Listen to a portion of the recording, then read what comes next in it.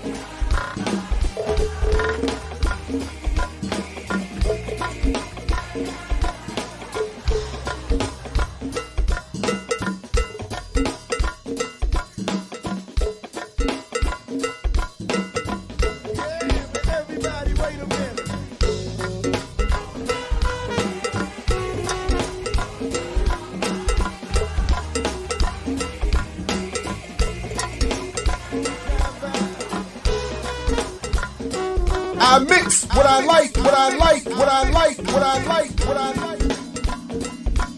Yeah, keep me right there. Everybody, wait a minute.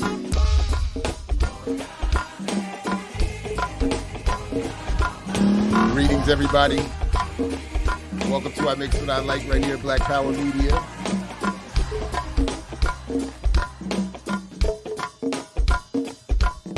let everybody know you're joining us this morning. Invite them to get some of this boom bap breakfast. Right on, Quaker Anarchist. We have a big show. A lot of folks coming through with Dr. Orisanmi Burton. And then we'll talk to FD Signifier about maybe why he's not known as Dr. Signifier. He certainly puts in high intellectual academic work. So I think that'll be interesting to talk with him a little bit about that as we get into his very popular discussions of pop culture and society. Looking forward to that as well. Greetings to everybody coming in. Those who will see this later, peace and welcome to you as well. Shout out to Vibe fans. Shout out to Mark Anthony. Let's go. All right, let's get it, everybody. Greetings. Let's have a good show. I mix what I like, what I like, what I like, what I like, what I like. Wait a minute. Let me show these suckers how to ball out here. Oh, man. Let's get this together. Oh, layup. Oh, shot. Oh, three. Oh, it's like Brick City out here. Mid-range. Oh, my goodness. I can't buy a bucket out here. I missed the whole damn basket. Oh, my goodness. What's going on, man? My game is looking trash. Oh, here we go. Black Power Media shirt. Now we cooking. Tree. I'm taking on three of y'all with these right here. Between the legs. Oh, my goodness. Behind the back. Layup. Oh, did he just do a reverse? He is in beast mode out here. I ain't got to look. It's falling. Oh, my goodness. This guy is going 3, 2, 1. Kobe. Nice. Black Power Media, baby. Nice. Empower yourself. Go get you some of that Black Power Media again. Right here, blackpowermedia.org. Yeah. I mix what I like, what I like, what I like, what I like, what I like.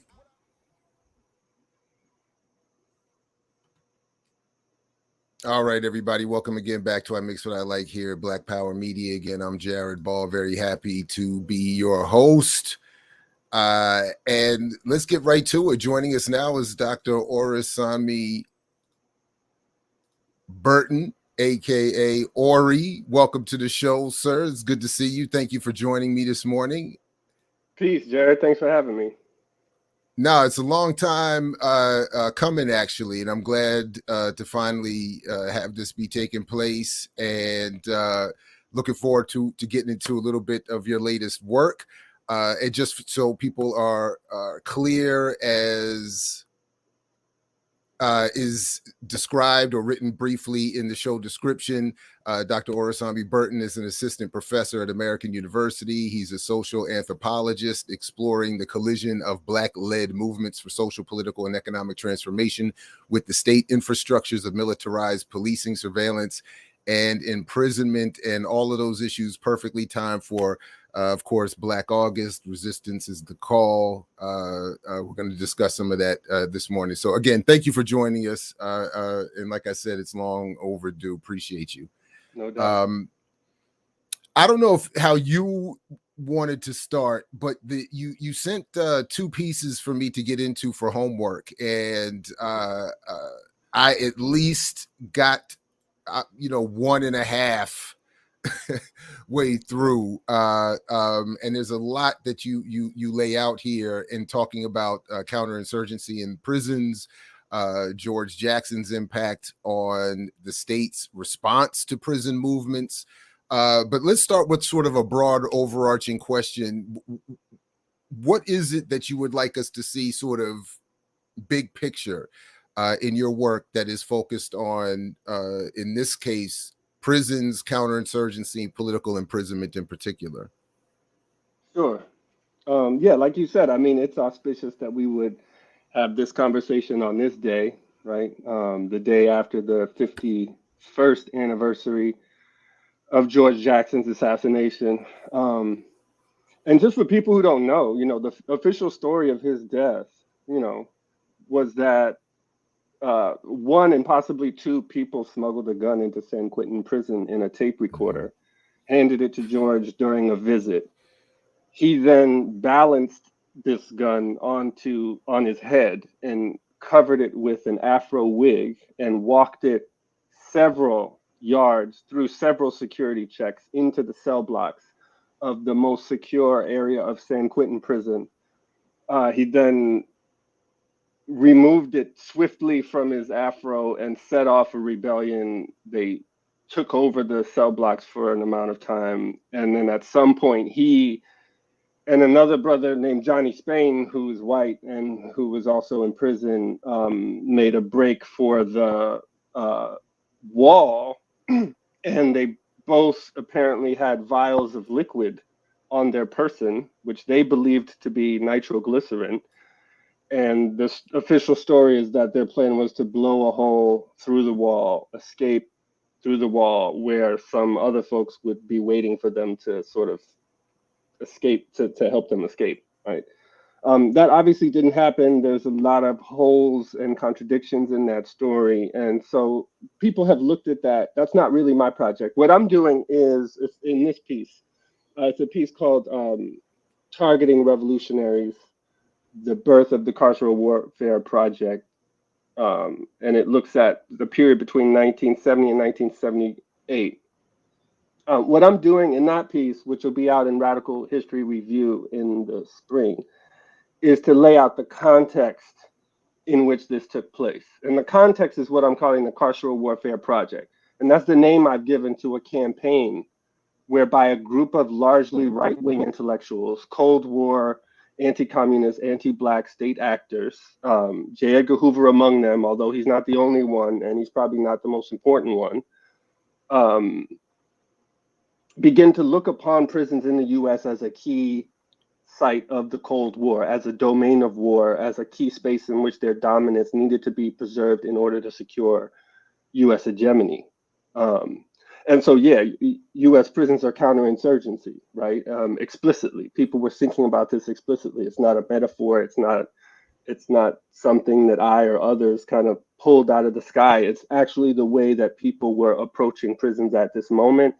And we can talk about what counterinsurgency means, but I guess, you know, there's two layers to, at least there's multiple layers to prisons counterinsurgency. The first layer, I would say, starts at around 1967, and this is when Hoover he renovates the counterintelligence program, which had already existed to target communists.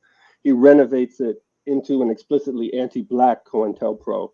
And initially they target SNCC, the Nation of Islam, and by 68, they're targeting the Panthers. And so states have always used prisons as repression.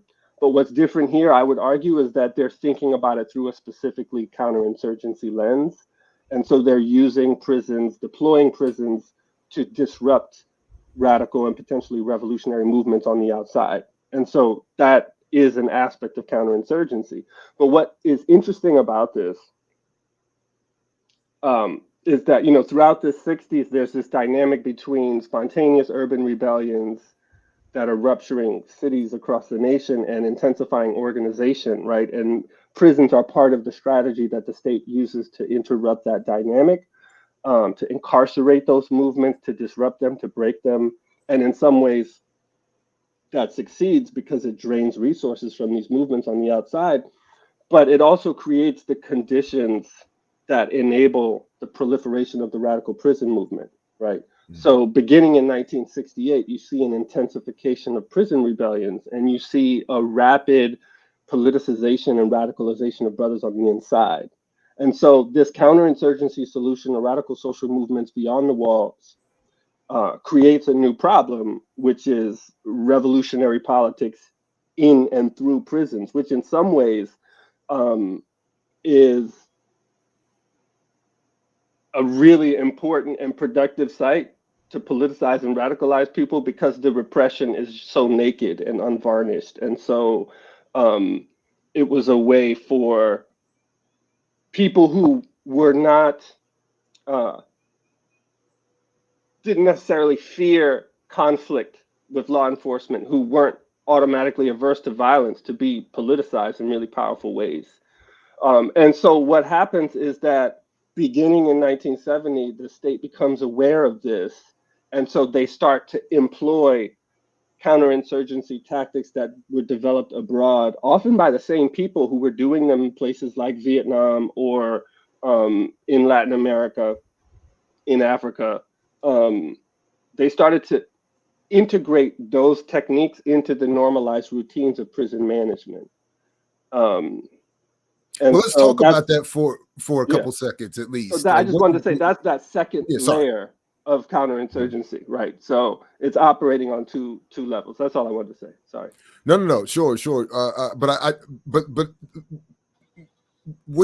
how do you understand or what does counterinsurgency mean in this sense? You know, because what I've always appreciated about trying to use it or that frame is that it puts Black people here in the U.S. back into sort of an international context in terms of understanding how Black people are treated here very similar in a very similar way to those who are colonized abroad. So when you make that point about people using counterinsurgency techniques in Vietnam and then bringing that back to within the United States, what exactly does that mean? And then how does that fit within or how do prisons fit within that? Right. So, I mean, counterinsurgency as a term, interestingly enough, was introduced by JFK in 1961, if I'm not mistaken. It's a style of warfare that has a long genealogy, right? That's traceable to the Roman Empire, right? But most immediately in 61, it was traceable through French pacification and British pacification efforts. But I wanted to make one point which might resonate with you and the work you do around rebranding, which is that, you know, the term counterinsurgency performs a counterinsurgency function through its very circulation. What do I mean by that? I mean that counterinsurgency is largely synonymous with counter-revolutionary warfare. But if you call something revolutionary warfare, you already legitimize it and imply that there is a historical basis for that struggle. And so rather than calling it revolutionary warfare, which would mean that people who are arrayed against it are engaged in counter-revolutionary warfare, they called it counterinsurgency, because insurgencies don't sound as legitimate as revolutions, right? So counterinsurgency is already refracted through counter-revolutionary language. But anyway, the idea is essentially, you know, after World War II, the dominant form of war was no longer between states or empires, right? It was anti-colonial wars that were emerging within states and empires by colonized people who were trying to free themselves from the yoke of colonialism, right? And so that style of war and that demand necessitated a whole different strategy in terms of how people who understand themselves to be anti-colonial revolutionaries relate to the people. And, you know, there are a whole lot of texts that people could look to get into that. Probably the most influential one is Mao Zedong's writings on guerrilla warfare. And those are really important because if you read the counterinsurgency manual, they're quite explicit in the fact that that manual was developed to counter Mao's strategy. And Mao's strategy was all about building organic relationships with the people who might not necessarily be ready to take up arms, but who would provide support for that movement, right? So counterinsurgency is to figure out who the militant hardcore are, who the actual revolutionaries are, to figure out who the people who support them are, to ensure that those two groups remain separate, to neutralize the revolutionaries. Neutralize is a euphemism for convert, capture, or kill. That's what neutralize means. It's one of those three things, often multiple of them. Neutralize the revolutionaries and then provide the masses with programming to secure and to facilitate their, if not allegiance, at least their acquiescence to the dominant authority, right? give them some, neo-colonial crumbs, show them how violent the state can be to the actual revolutionaries, so that they say, you know what, no, we don't want to get down with that. So that's sort of an overview of the strategy in a really kind of simplified way. It involves psychological warfare, as all forms of war does. It involves co-optation,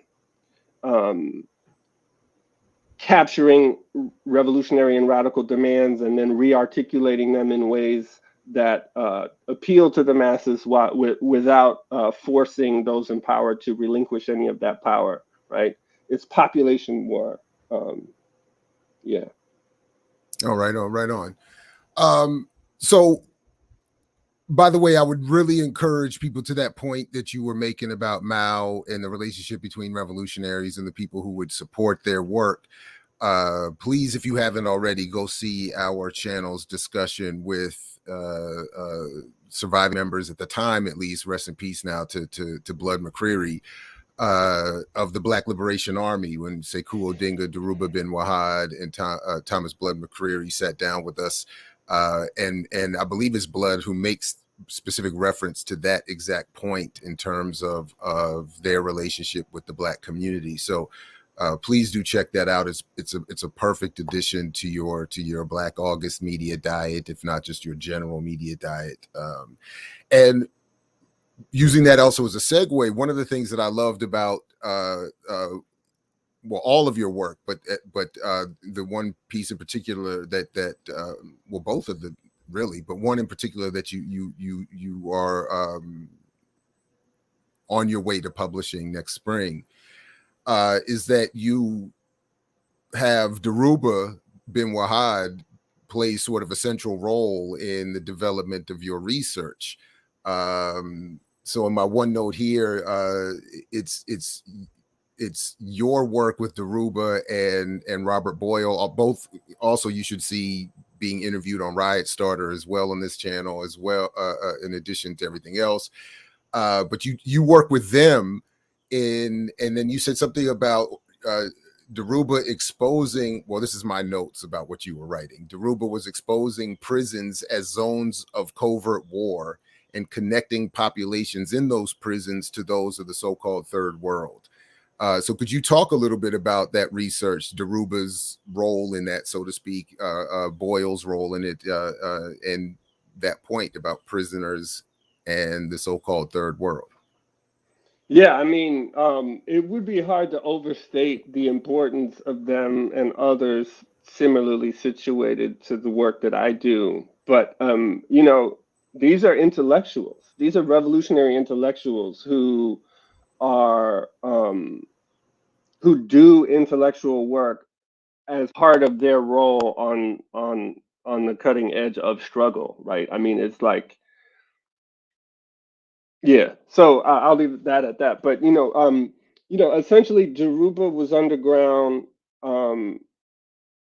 in '71 and was captured in May, and eventually in '73 was incarcerated for the killing of two NYPD patrolmen, which he didn't do. And if you listen to his interviews or any of his writings before like '74, he's quite aware that there's some kind of conspiracy against him and the Panthers particularly, right? He talks about like there's something weird going on. He talks about counterinsurgency, but he doesn't necessarily have the language of COINTELPRO yet, right? So he gets sentenced to life in prison, and that first year, more information about COINTELPRO starts to come out. So he writes a letter to his lawyer and says, "Yo, we should sue the FBI, the CIA, the president," and they do. The first lawsuit like lists the whole national security state as people who are being sort of accused of. And I'm sorry to interrupt, man. Yeah. But I could, as I was reading, which I could hear him, right? His You can hear voice, him. like yeah. Yeah. You know, like, and shout out to Daruba, man. But you could hear him like, come on, hey Bob, man, we need to absolutely sue all these motherfuckers. Yeah, man. Exactly. And that's what they do. And you know, there's a story to be told there, but they engage in a protracted legal struggle that eventually yields these documents. And a lot of the documents pertain to COINTELPRO, New Kill, and some of the other COINTELPRO-like programs that they, you know, spearheaded. But one stack of documents pertains to the Black Extremist Activities and Penal Institutions Program, which, interestingly enough, Hoover launches on August 21st, 1970, exactly 1 year to the day before George Jackson is killed. So Hoover becomes aware of this prison problem, sends out this memo to all his field officers, tells the FBI, we need to be more involved in the Black prison problem. And then exactly 1 year later, George Jackson is dead. In Daruba's essay, The Cutting Edge of Prison Technology, he writes about the PRISAC program. And this is where I first learned about sort of the FBI's role in disrupting the prison movement. And he theorizes there that George Jackson is sort of the key pivot point for the institutionalization of this sort of counter-guerrilla warfare, counter-insurgency, counter-revolutionary program in prisons. And so part of what I do in my work as an anthropologist, I'm also a librarian and an archivist, is I listen to, you know, our revolutionary elders. I take them seriously as intellectuals, and I view my role as excavating intentionally suppressed histories of past struggle, right? And so one of the people that I found was a guy named Donald Bordenkircher, who was started as a prison guard in San Quentin. He was probably there when Eldridge Cleaver was there. He very quickly rose through the ranks. He developed the first prison-based SWAT team in the 60s. And then later he developed a liaison program, which I think was the basis for what eventually became the Prison Activist Surveillance Program, which was the FBI's program. He did all that in the 60s. In 67, he was tapped by the Office of Public Safety, which was a part of the State Department, but which was actually a cover more or less for the CIA's Phoenix program in Vietnam, and was deployed in Vietnam to work as a technical advisor to the prison system over there to help the US-backed puppet regime in South Vietnam to more effectively incarcerate communist and nationalist militants and combatants. And when you read the text of what it was like to operate prisons there, all of the sort of propaganda around, you know, reform, rehabilitation, and the sort of terms that we're used to thinking about prisons in the US is gone. And it's clear that, like, this is a counter-revolutionary project. They're talking about how to propagandize incarcerated militants. They're talking about how to neutralize them. All of the terms of war are explicitly used there. But then when the same people sort of employ similar tactics here, it's mystified, you know, beneath, you know, sort of the rhetorical games that they play and the word games that they play. So yeah, I mean, part of what this essay is doing is really to just, like, you know, Jalil Muntakim wrote about the Prison Activist Surveillance Program too, but Daruba and Bob Boyle and Liz Fink, who was also the lawyer for the Attica brothers, it was really their protracted legal struggle which forced the FBI to release the documents that attest to the program. I also did Freedom of Information Act requests. I still have some pending, but they're not trying to give the documents up. So we'll see how that goes. It's been quite a while. You mentioned it already, but I wanted to come back to that point that you write about where as you noted, Daruba and others have pointed to George Jackson and his killing being that turning point in terms of how the state addressed itself to people incarcerated and those particularly politically imprisoned.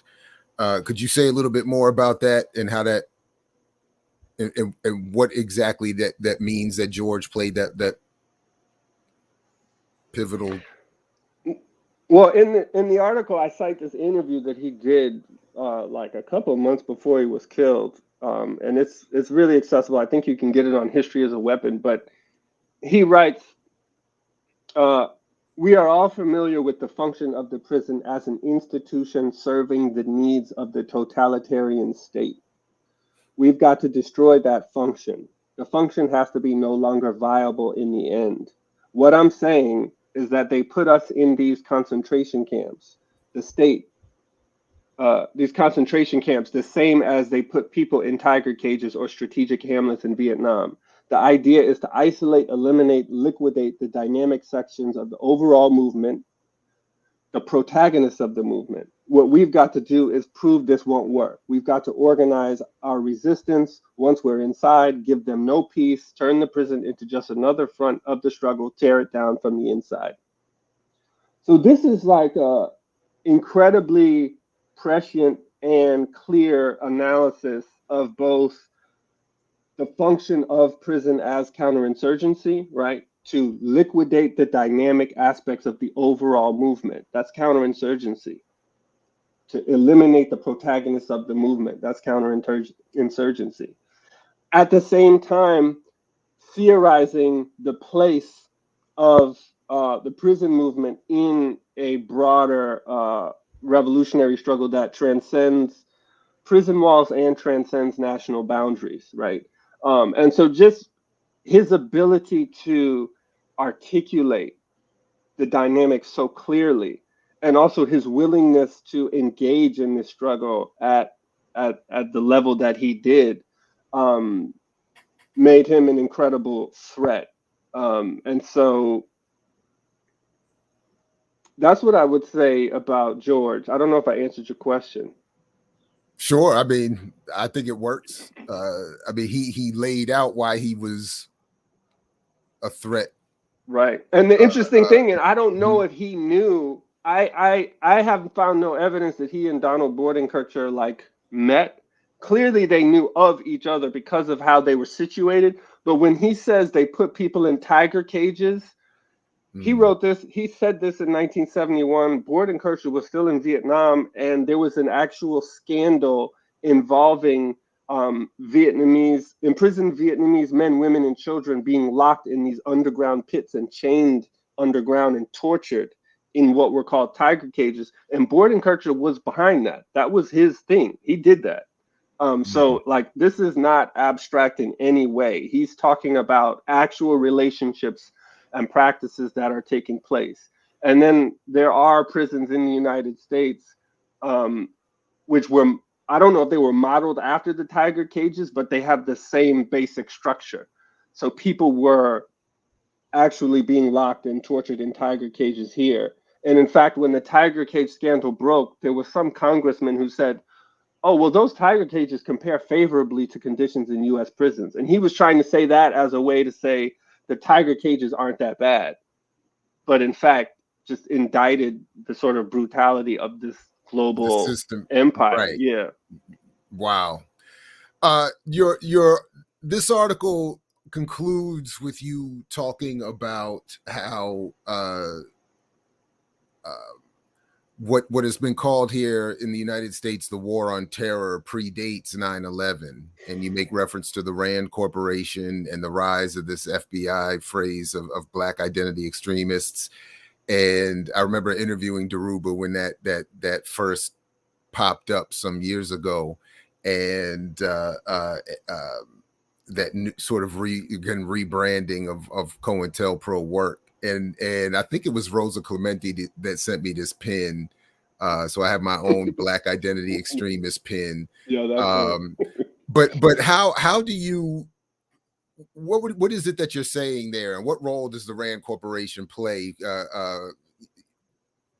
you know, a favorite of those of us who pay attention to propaganda. They're that's their business largely. But what are you saying when you say that this war on terror predates 9/11 here in the U.S.? Yeah, well, one thing, I'm going to answer that question, but I wanted to raise something else that I talk about Sure. in that essay, which is the issue exploitation thesis, which I think is really important because Right it undergirds a lot of counterinsurgency thinking, and I just think it needs to be named. And so it's essentially the idea. It's an inherently reactionary idea. It's a way of looking at the world that says that conspiratorial forces lurk behind protest movements. So any protest movement that gains traction, it's gaining traction because there's some conspiratorial force, whether it be communist, whether it be, you know, sort of like jihadists, whether it be, you know, the Russians, right? And they're basically fomenting unrest, right? Among the masses who are more or less dupes. And their goal is to harness the discontent of the masses among any number of grievances, but to do so in order to create a revolutionary situation and take over, right? And so this is where a lot of the discourse of like any given protest or rebellion is the result of outside agitators. That's the issue exploitation thesis that works. It's like once you name it, you see it everywhere, right? Most recently, the FBI raid on the Florida home of Omali Yeshitela, right? The part of that indictment, right, was that there's that this Russian named Alexander Ionov, who works with this is according to the indictment, works with Russian intelligence to recruit U.S. citizens to act as agents of Russia, right? And there's a press release, I wrote it down. There's a press release from the DOJ that says that that Ionov orchestrated a years-long campaign of foreign influence that used various U.S. political groups to sow discord, spread pro-Russian propaganda, and interfere in elections within the United States.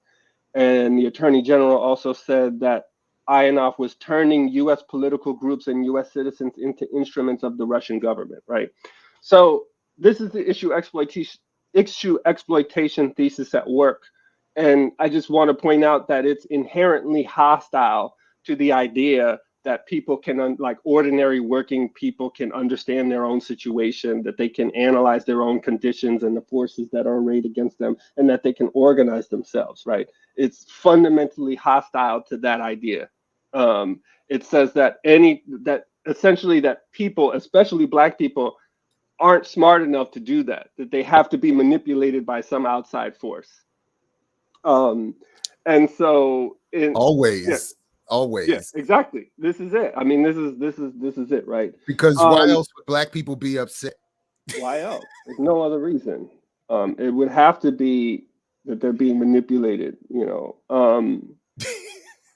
So this piece on the Carceral Warfare Project that I'm looking at, you know, you can see the transition from Cold War anti-communist ideology, because a lot of the same people who were central to forging the kind of McCarthyite hysteria and anti-communist consensus in the U.S. Once the appetite for that diminishes, you know, and now we're in the mid 60s and the late 60s, they start to latch on to this other idea, this other foreign menace, which they can't exactly name what it is, but they're certain that like Black people in prisons are rebelling because there's some outside force that's influencing them to do so. It's not that conditions are bad or that people just want to free themselves from colonialism. It's that they're being manipulated. And so, yeah, a lot of the brothers who end up incarcerated specifically around the specifically around the BLA, convert to Islam. you know, and when they're in prison, they're both Black, radical, and Muslim. And a Oh, lot of the, uh-oh. yeah, yeah. And so, and they're oppressed because of their Blackness, because of their radicalism, and because of their Muslimness. And so you start to see that in how, you know, not being able to go to religious services, you know, all of the things that we sort of associate with the post 9/11 war on terror were being prototyped. I mean, prototyped in prisons, you know, decades before. So that's sort of that point. Um, Sorry, that was kind of long, but the Rand Corporation, this is something I'm still thinking about, but um, part of what the Carceral Warfare Project, and that's just a name I've given to describe this particular moment where people start to really engage prisons as war. Part of what that entails is greater input by academics, people with PhDs in criminology, psychology, public administration, medicine, figuring out how to essentially pacify the prison population. Um, the Rand Corporation and another one called AIR, the Systems Development Corporation, um, all of these think tanks started to figure out how to develop new kinds of carceral technologies to essentially they were aimed at the core theme of counterinsurgency, which is intelligence. How do we learn more about this population that we have under our control, figure out how they think, what they want, so that we can strategically disaggregate them. The problem was that they were incarcerating people like Jaruba with with other people who um, hadn't been exposed to that analysis, hadn't been exposed to politics, hadn't been exposed to any of that, right? And their theory was that, you know, revolutionaries and others were exploiting them, taking advantage of them, that it was that they were coercing them into engaging in some kind of revolutionary politics, because that's how they think, or at least that's all they're prepared to admit. They don't admit that, oh, well, actually, maybe the conditions that we have them in are conducive to radicalization. Maybe they just like these ideas. Maybe they just want to, maybe they find these ideas inspiring. Maybe it's like a mutual thing. Like that is never acknowledged. And so the Rand Corporation starts to do research on who these people are. And essentially what happens is they figure out how to disaggregate them. And this is where we get the rise of solitary confinement. This is where we get the proliferation of new prisons. Um, part of why more prisons had to be built is so they could keep different populations separate from each other. They didn't have the infrastructure to do that, right? So this again gets into Black radical and revolutionary politics, the state's response to Black radical and revolutionary politics as one of the key drivers of what we now call mass incarceration, which is a part of the story that we don't often talk about, right? It's usually the war on drugs and these other things, but like more prisons had to be built so that different kinds of populations could be more strategically dispersed throughout the population to prevent them from becoming radicalized. And this is again, it's counterinsurgency inside the prison.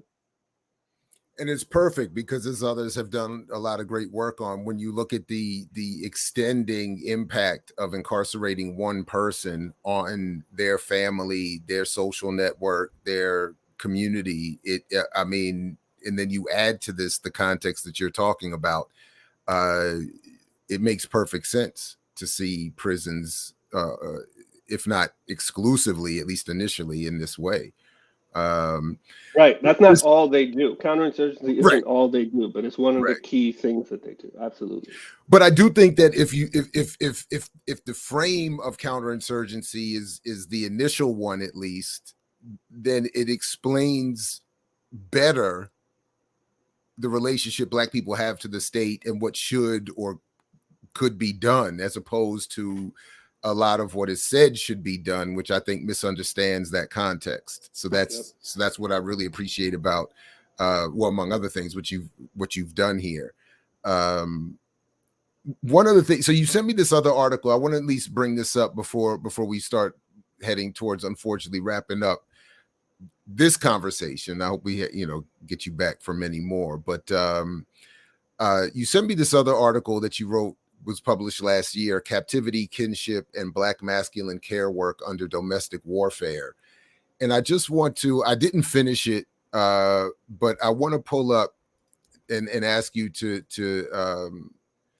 talk a little bit about what I've highlighted here. And again, this is the article, and it was published in American Anthropologist. But when you and just in summarizing what you do in this article, you say here that this article examines the forms of intergenerational kinship and care work that Black men perform within and beyond U.S. prisons.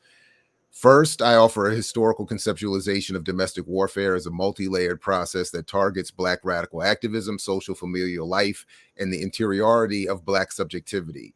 I argue that the rupturing of intimacy and familial relationships precipitated by the prison should be understood not as an incidental byproduct of a poorly designed carceral regime, but as a tactic of war and a condition of genocide.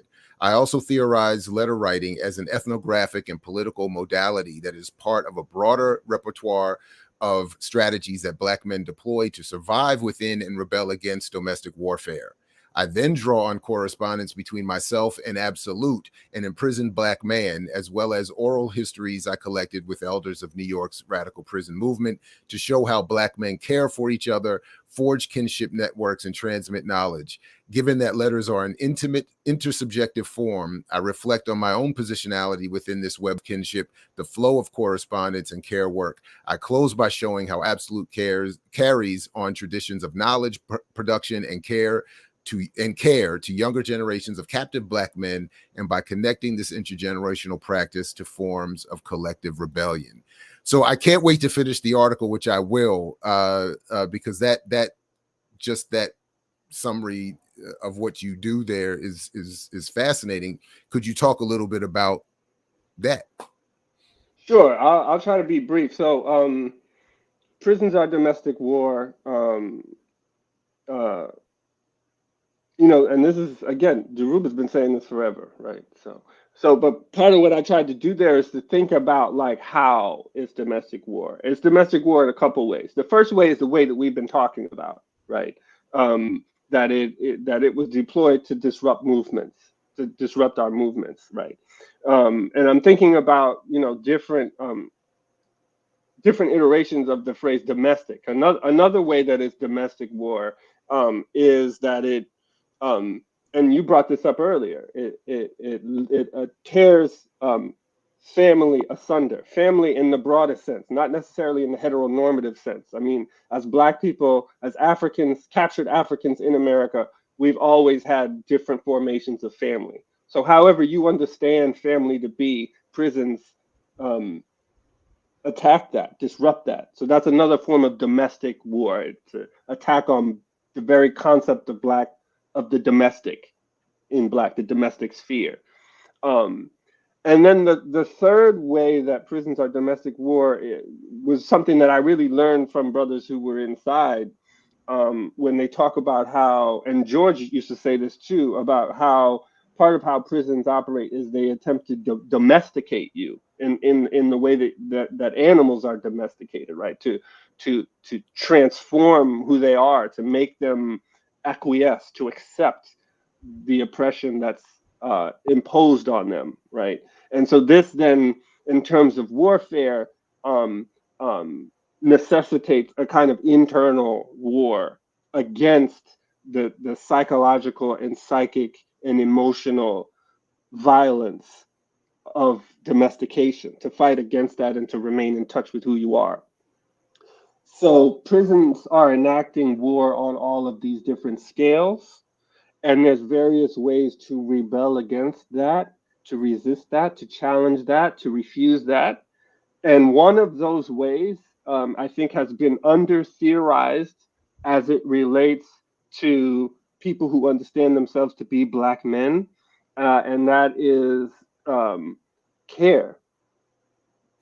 That is creating moments of sort of like mutual respect, mutual understanding, taking care of each other. I mean, I don't know how else to say it, right?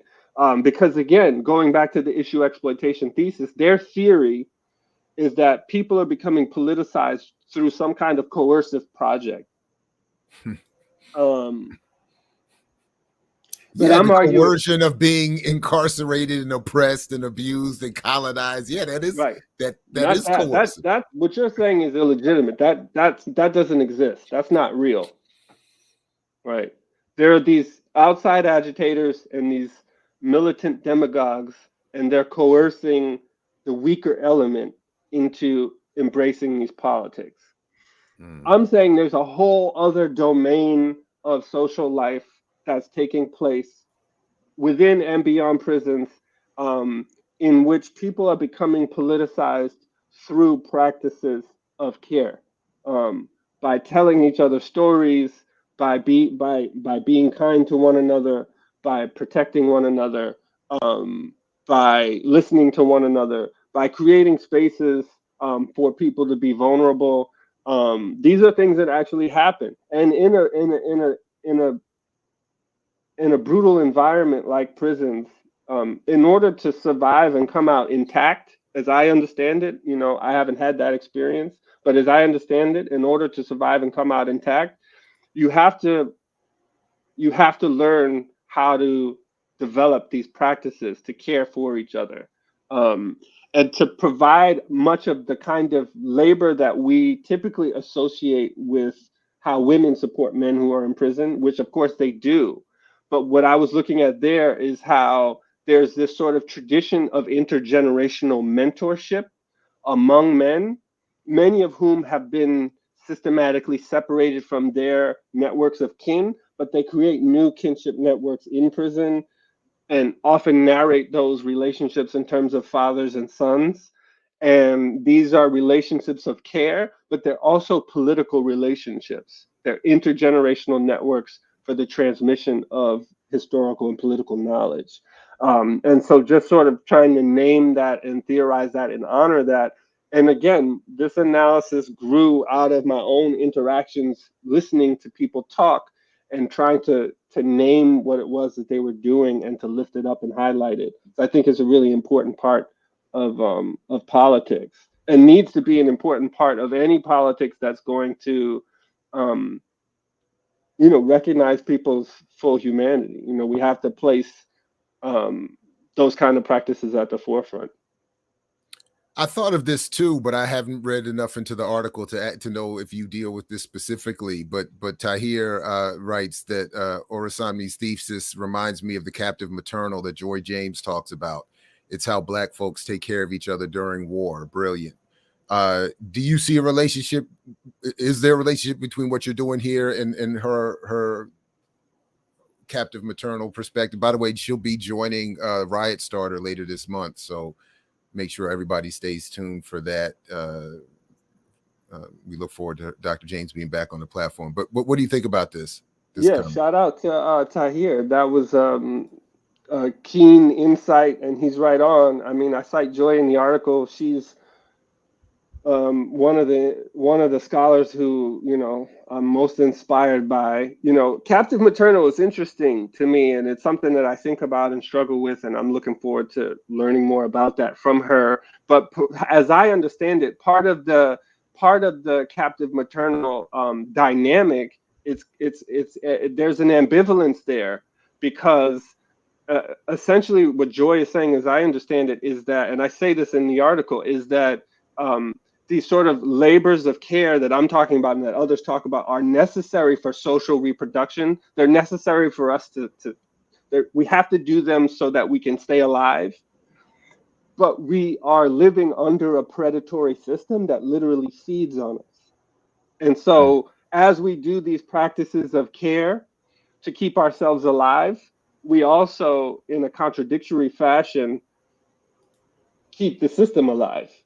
And when we cease to do those activities, that help to reproduce the system that feasts on us, it unleashes brutal violence against us. So it's so there's a contradiction there that for me is unresolved, but really important to think about. However, I'm doing sort of ethnographic work. Joy James is analyzing the captive maternal at a structural level, and that we need that to think about these dynamics in these really broad ways. Like that's key. I was in actual conversation with brothers who were or have been incarcerated and who think of because the captive maternal is ungendered. She's very clear about that. It's not a male or a female thing. Right. It's a function. It's not an identity. It's a function. It names someone's relationship to the broader structure, right? So, but I was in dialogue with people who were very invested in thinking of themselves and understanding themselves to be men and masculine. And so that's why I named it Black Masculine Care Work, to actually honor the way that they understand themselves. And I'm analyzing things at a meso scale. She's at the structural level, and I'm at the level of actual social practice. So those would be the differences, but absolutely, I see myself to be in conversation with her on this. Shout out to Josh and Aaliyah, who again are helping out this show in the background, and booked the guest that will be joining us next hour, FD Signifier. So shout out to both of them, and Josh in particular on this one. And he's asking here, can Professor Burton please expand on who the more dangerous, powerful anti-communist, anti-Black actors than Hoover were? No doubt. So I don't know if they would be, well, I don't know if they're more dangerous, right? I guess I was just trying to say that there are a lot of these people, and Hoover gets a lot of shine for good reason. Although he didn't write a lot of those memos that get attributed to him. It was this dude, William Sullivan in the FBI, who wrote a lot of that stuff. So in terms of the prison as war, Hoover wrote these initial memos. And then Attica happens in September of 1971. Hoover gets before the House Appropriations Committee and says that this represents an unholy alliance between Black extremists and criminals. And then he dies of a heart attack like 2 months later, right? So Hoover's dead for most of the story, but there's lots of other people who filled the void. So in this article, I talk about Donald Bordenkircher, but there's a ton of these cats, man. The head of the House Internal Security Committee, which was used to be the House Un-American Activities Committee. They changed the name in '69 to try to distance themselves from the stench of anti-communism, but that didn't work. This dude, what's his name? What was it? What was the guy's name? I can't remember his name off the top of my head right now. But he's named in the article, I believe. He spearheaded this whole investigation of like the radical prison movement, and it was basically a way to sort of rubber stamp the analysis that Hoover had already developed and to propagate that analysis. And so they planted a lot of news stories in the newspapers to try to build support, because people didn't want to hear. Robert Horner by any chance? I'm just looking at Horner is another one. Horner's another one, not that guy. And so, yeah, Horner's former FBI. So a lot of the guys in the House Internal Security Committee, they went there after retiring from the FBI. So it's basically just the FBI, but in Congress. And their role essentially was to circulate FBI propaganda into, like, to placed in the congressional record. You know, they would go around and give speeches to like schools and, you know, like women's groups. So there were a lot of these cats. There were a lot of them. Sorry, I couldn't. I know that person probably wanted me to name more names. But for the purposes of this one, I think Donald Bordenkircher is someone to keep an eye out for. Right on. Couple more just real quick. My man, Dr. Todd Stephen Burrows. Again, we see the power of violence as a deterrent. One thing that revolutionary nonviolence and revolutionary violence has in common is that both demand a river of blood, a tolerance test. And then he also says what Professor Burton outlined is excellent, because we have to remind ourselves that Michelle Alexander devotes not one word to any of these histories. And, you know, again, that was it's still on it's still on imixwhatilike.org, whether the author wants to acknowledge it or not. But Greg Thomas's critique of Michelle Alexander's book, I still think is fire. And that's one of the points he raises, that she skips over this entire history. She skips over all the years of Black radical rebellion and resistance to prisons and mass incarceration, and certainly the context that you're bringing this morning as well. So definitely appreciate that. But let me just ask, because I know we're about to have to wrap up. Or what, if anything, would you like to leave us with this morning? And as Imani raises, you know, I just want to point out, as my own self-defense, you know, you are routinely invited to this platform, and you would be more than welcome back. So it's not entirely up to me how often we can get Brother Burton on here, but definitely have you back to talk more about this and your other great work as well. So, but anyway, any for today concluding thoughts, at least? Yeah, thank you so much. I mean, I try not to say anything unless I have something to say, you know, so it takes me a while for this stuff to kind of percolate. Rare. Just rare indeed. It's rarity. I guess I would just end by saying that the lesson of this to me is it's a lesson in the strength of our movements, actually, right? I mean, I don't look at this and see, you know, I don't feel fatalistic. You know, I look at this and say, damn, like our movements were that dynamic that this structure had to be arrayed against it, right? And so I think we have to do some of that sort of creative, interpretive practice, because so much of our movement history has been intentionally suppressed. We have to unearth it, and often, you know, what we find are these intense techniques of repression. We have to read those techniques of repression against the grain and understand that they were developed because of the dynamism of our movements. So that's something that sort of keeps me oriented in this work, and keeps me doing this work.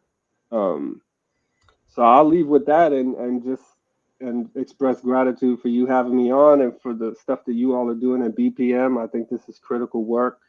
And yeah, thank you. No, thank you, Professor Burton. Look forward to having you back again. And as soon as everything is published, we'll at least post the links to this forthcoming article, and include links to your already published work. I think some are already there. I can't remember what is there, but anyway. But look forward to having you back again for more. Appreciate you coming through. Because I know you'll continue to fight for it. We will say peace to you and come back in just a second with more I Mix What I Like. So thanks, everybody. Don't go anywhere. Back in just a second. I mix what I like, what I like, what I like, what I like, what I like.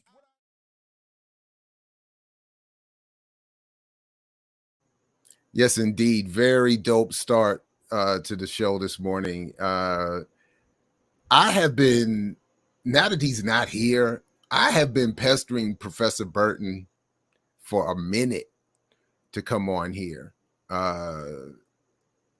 But he is true to his word. I mean, he's very clear, like, I'm doing work. When you all read the article that we were referring to so far this morning, and if you aren't familiar with his other work, it's he's not messing around. So I'm doing serious work, most of which must take place off the record, off air.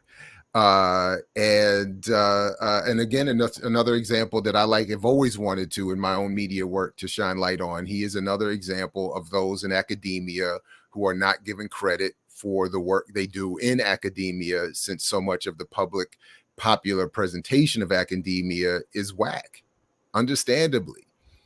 But Professor Burton, and I think many of the others we have on this platform, I know that I've interviewed over the years along with at times Doctors Haight and Burroughs, which were my favorite moments of radio. What I mix, what I like. And my favorite compliment ever kept coming from the wonderful, genius, brilliant Katia Stitt, program director at WPFW in Washington, D.C. The greatest compliment I've ever gotten was when she said that more than anyone in the history of WPFW, I brought Black radical academia to that platform in my years of interviewing there. And it's a compliment I'm very proud of, and I wish could be plaqued or trophied, or rocked. I should put that on a t-shirt. I should rock that. I should put that on a t-shirt. I would rock that constantly. But that's sort of the point of that I've always wanted to, and I've appreciated about my own and my comrades' role in this work, is that those are the kind of academics that we like to highlight and bring to the platform. So speaking of which, looking forward to this discussion. Let me double check to make sure our next guest did not get lost in the shuffle. I don't know if any of you watch his channel, FD Signifier or FD Signifier. Gotta ask about that. Very popular YouTube video essays that comment on pop culture, gender, race, masculinity, clearly highly intellectual and well-produced content. So I'm interested to learn more about his own intellectual background, which I don't know much about. It's not readily available on his YouTube channel or anything like that. And I've used actually a number of his essays. One he did on Drake, one and another that he did on Nicki Minaj, in particular in my own classes on hip hop. Yeah. So it's a little bit of a different approach than I'm used to out of my own realm of expertise. So that's why I'm also looking forward to it. Let me just double check here and make sure that, because I'm my memory is garbage. I admit that, but I thought we had gotten him. Does he have? Yeah, I'm sending it now, Josh. I thought I had sent it already, but sending the studio link now. And show us that pic when you had hair.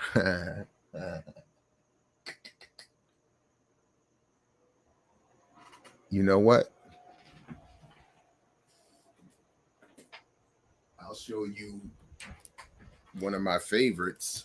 Let me just see, because let's see if we can. There we go. Bam.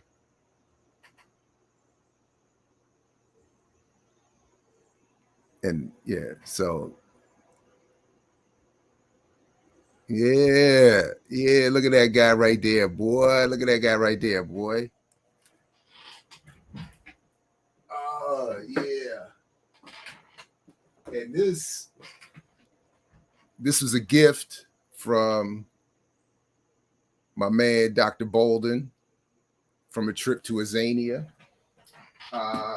Because again, of course, I Mix What I Like is an homage to I Write What I Like. But that said, let me do a quick transition break and bring the brother up here, and let's get into it since he's here. Stop wasting time standing on ceremony. I mix what I like, what I like, what I like, what I like, what I like.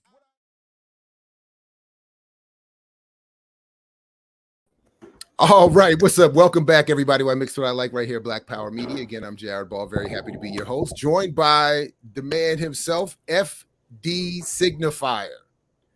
What's good? What is good, my man? Thank you very much for coming through. I and a number of folks in what I like to describe as our small but thoughtful audience are big fans of your work, appreciate your work, which I would like for you to start off by giving us an overview of how you describe the work that you do. Because I will say your about section on your YouTube page is sparse. So you leave it for us to do the work on our own. But how do you describe what the work that you do and your approach to the video essays you put together? I'm gonna tell you, I think one key to my success is putting less on YouTube to check a brother out. What's the curse word rules on here? Because I'm on okay, speak good. Freely. I'm on 4 hours of sleep and a cup of coffee. Yeah. Kids just got dropped off, and I'm fighting with YouTube right now over this video I'm releasing today for that reason. Because the more you like, I feel like the more you let YouTube know you on some black shit, like the more it's like a Karen over your shoulder. Like, what you mean by that? And so like it's so hard to like right now, literally, I'm like emailing people because a video that's supposed to drop today is demonetized for like no apparent reason, but I know why. But anyway, so they're not clear. I have only a limited experience with that, but they're not. All of our videos just get yellowed up. Yeah. And then when we do get a strike, they're not clear. They don't. No, they're purposely vague. I can tell you right now, putting black men in your title will get it yellowed. That's happened to me multiple times. Just by having black men in the title, it gets yellowed out.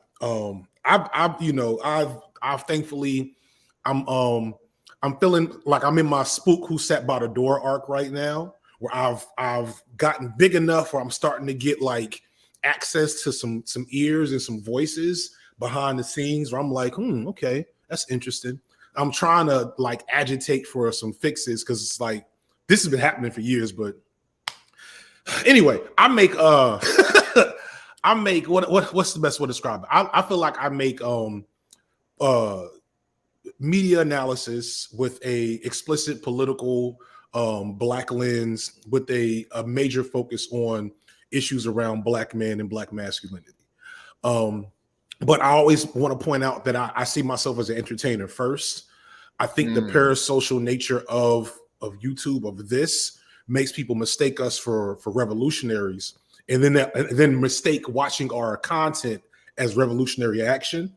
And so I always try to like change that feedback loop. Like I'm here to give you some knowledge. I'm here to spend some time with you to help unpack some of these ideas. But I'm gonna start being more explicit even going forward. It's up to you to turn this into praxis going forward. You know, whatever that praxis could be for you. And so yeah, man, I'm just riding this wave while I can, while it's still here, because God knows how long it lasts. Well, so no, I appreciate that, and in some ways that's a very similar approach to my own, in that we want to offer up an analysis, but the praxis is up to people off the record. It's not for YouTube. It's not for YouTube. Yeah. But anyway, yeah. So I've always, I haven't seen every one of your videos, but as I was saying before you gotten here, I watched a number of them, and I've used two in particular that I want to come back to in my classes around hip hop that I really appreciate. One on Drake and one on NickiMinaj. But I want to come back. But I've been trying to guess your academic background, and I started thinking, is it sociology? Is it cultural studies? Is it media studies? Is it Black studies? What is it? And then I heard, and I don't know if this is right, that you started a PhD program and did not complete it, and that's part. So I wanted to know, like, does that fact? So what does FD mean, or how, or what?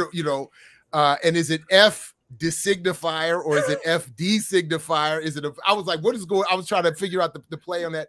And then what? How do you explain or that academic background that's clearly involved in your work? Yeah. So I started this under the pandemic as like a hobby. I had been wanting to do something like this for years. We all sitting at home, and then all hell broke loose over the summer.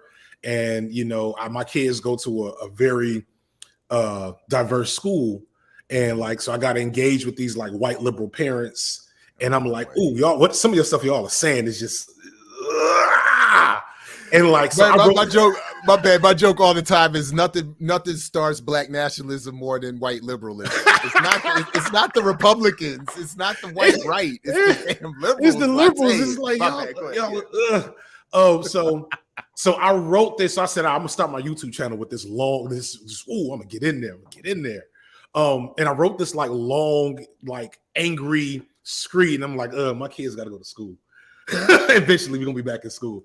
So then, like Hamilton came out, and I was like, oh, Hamilton is like the perfect, perfect conduit to get at these ideas. It's like a perfect piece of liberal art, right?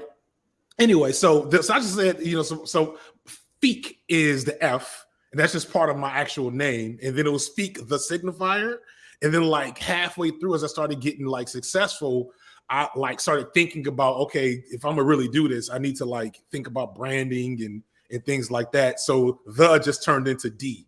So FD is literally Feek the Signifier. So it wasn't that much forethought. It was just like a happy accident. I think about like Lupe Fiasco saying like he picked his name. They made up his name before he went on stage one time. So like one of them situations. Or like Childish Gambino said he put his name in the Wu-Tang. Right. That's why I'm Midnight Warlock now, by the way. Oh Lord. That's my Wu-Tang generated name. That's horrorcore. That's grave diggers right there. Yeah, exactly. right on. Yeah.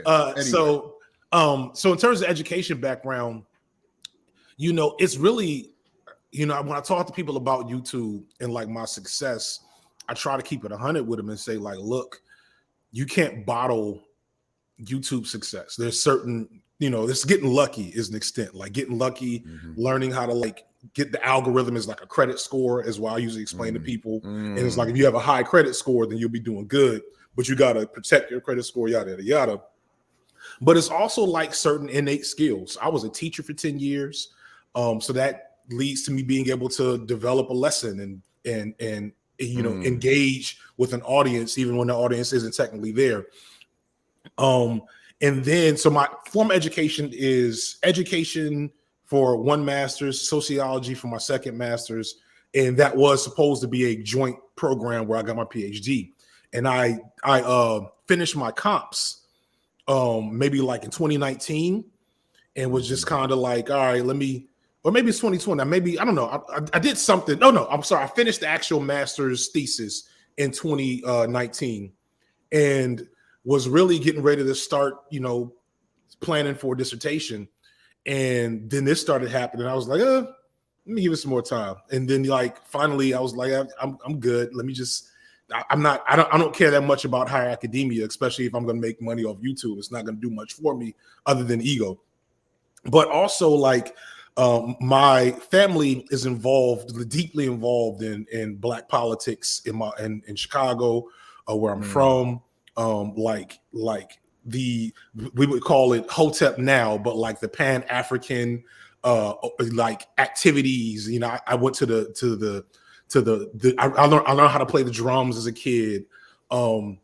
My mom was involved with the Black Panther movement. She was very young, so she wasn't very involved. But like I've always been surrounded by radical Black politics. And so that gives me one perspective, right? That is informed from a very like organic space. And I think the difference between me and a lot of brothers who are involved in those ideologies is that it's native to me. I grew up with it. Versus like a lot of dudes find it in the young adulthood and the energy is different. Because I'm able to like see it. I'm able to see all of it. Like I remember as much as I love playing the drums and going to the African cultural festivals, I also remember seeing brother such and such, while out on a lady in public. You know what I'm saying? I also remember people stealing money. Like, I know that there's the political ideological element to these movements, and then there's like people, like the people within and around it. And then I was a teacher for 10 years, and that just forces you to like meet children where they are, meet young people where they are, if you're really trying to do it properly. That forced me to learn about my first teaching job was in rural white Georgia. So like that was a mind-blowing experience to be exposed to white poverty, like significant white poverty in times. And so that forced me to kind of develop new frames of seeing the world. I had to engage directly with young queer youth, you know what I'm saying, which forced me to like expand my understanding of that experience. And so like, and then I grew up on hip hop. You know what I'm saying? I grew up, one of my cousins who does beats for a lot of my videos, like literally every weekend from like 6th grade till I graduated high school, we went to his house to spin records in the basement and played video games. Like that was my youth. My most significant portion of my youth was in that basement, spinning records, playing Tecmo Bowl. You know what I'm saying? Oh, wow. So like that provides so many different angles of analysis, you know, that I can't replicate. You know what I'm saying? No, right on. I appreciate that. By the way, if anybody, when he says comps, he's talking about comprehensive exams, which usually take place before you become ABD or all but dissertation. Yeah.